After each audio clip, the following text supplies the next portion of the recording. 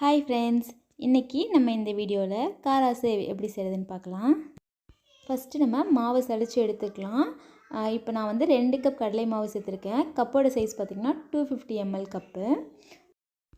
இது கூடவே 1 கப் வந்து அரிசி மாவு சேர்த்துட்டு இது சலித்து எடுத்துக்கலாம். மாவெல்லாம் சலிச்சாச்சு. இப்போ இது கூட 1/2 டீஸ்பூன் பெருங்காயத்தூள் சேர்த்துக்கலாம். இது கூடவே 1 டேபிள் ஸ்பூன் போல் மிளகு, இதை வந்து 1-2 உடச்சிட்டு நம்ம சேர்த்துக்கலாம்.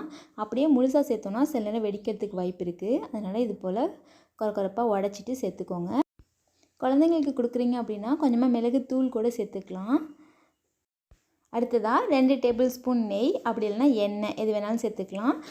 சூடாக்கணும்னு அவசியம் கிடையாது. தேவையான அளவு உப்பு சேர்த்துட்டு இதை கையால் நல்லா கலந்து விட்டுக்கோங்க. நம்ம சேர்த்துருந்த நெய் வந்து எல்லா மாவு கூடயும் சேர்கிற மாதிரி நல்லா இது போல் கலந்து கொடுத்துக்கோங்க. நல்லா கலந்து விட்ட பிறகு கொஞ்சம் கொஞ்சமாக தண்ணி சேர்த்து நம்ம கலந்துக்கலாம். நான் மாவு அளந்த அதே கப்பில் 1.5 கப் அளவு வந்து தண்ணி சரியாக இருந்தது. மாவு வந்து ரொம்ப கெட்டியாக இல்லாமல் கொஞ்சம் இலக்கமாக பிசைஞ்சிங்கன்னா தான் காராசேவ் செய்கிறதுக்கு ஈஸியாக இருக்கும். மாவு வந்து சப்பாத்தி மாவு மாதிரி கெட்டியாக இல்லாமல் இந்த மாதிரி கொஞ்சம் இலக்கமாக பிசைஞ்சிக்கோங்க.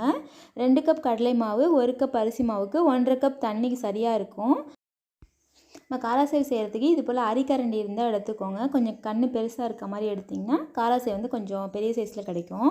அப்படி இல்லைனா நம்ம நார்மலாக வீட்டில் யூஸ் பண்ணுவோம்ல சமையலுக்கு, அந்த அரிக்கரண்டி கூட நீங்கள் எடுத்துக்கலாம். அது வந்து கண் கொஞ்சம் சின்னதாக இருக்கும். காராசேவ் வந்து உங்களுக்கு நைஸாக வரும், அவ்வளோதான்.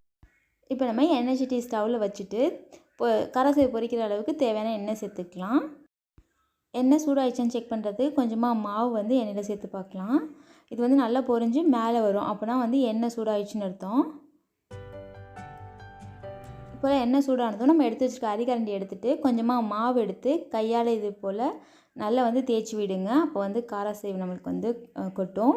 ஒன்று மேலே ஒன்று விழுந்தால் கூட ஒட்டிக்காது, உதிர்ந்துக்கும், தனித்தனியாக வந்துடும். இது கொஞ்சம் கஷ்டமாக தான் இருக்கும். ஆனால் நீங்கள் வந்து ரொம்ப கஷ்டமாக இருக்க மாதிரி தெரிஞ்சுது அப்படின்னா முறுக்கு உரலில் வச்சு சுற்றிட்டு கூட நீங்கள் வந்து உடச்சி விட்டுக்கலாம். ஆனால் இது ரொம்ப கஷ்டமாலாம் இல்லை, கொஞ்சம் ஈஸியாக தான் இருந்தது.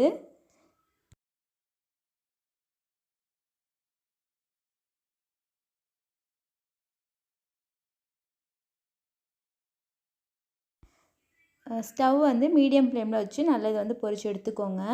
ஹை ஃப்ளேமில் வச்சிட்டிங்கன்னா மேலே நல்லா கிறிஸ்பியாகவும் உள்ளே வேகாமல் இருந்துடும். அதனால் நல்லா மீடியம் ஃப்ளேமில் வச்சு பொறுமையாக வந்து இதை வந்து பொரிச்சிக்கலாம். அந்த பபிள்ஸ்லாம் அடங்கின பிறகு நம்ம எடுத்துடலாம்.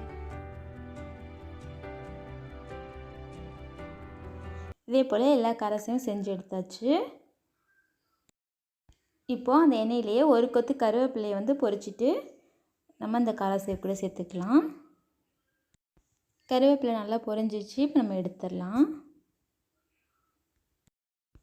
கருவேப்பிலை வந்து சூடாக இருக்கும், உடனே வந்து உருவிடாதீங்க. கொஞ்சம் ஆற விட்டு நம்ம வந்து உருவிட்டு காராசேவில் சேர்த்துக்கலாம். அவ்வளோதான் ஃப்ரெண்ட்ஸ். இந்த வீடியோ உங்களுக்கு பிடிச்சிருந்தா மறக்காமல் கேஎம்பி ஹோம் குயின் சேனலுக்கு சப்ஸ்கிரைப் பண்ணிடுங்க. உங்கள் ஃப்ரெண்ட்ஸ் கூட ஷேர் பண்ணுங்கள், லைக் பண்ணுங்கள், கமெண்ட் பண்ணுங்கள். தேங்க்ஸ் ஃபார் வாட்சிங்.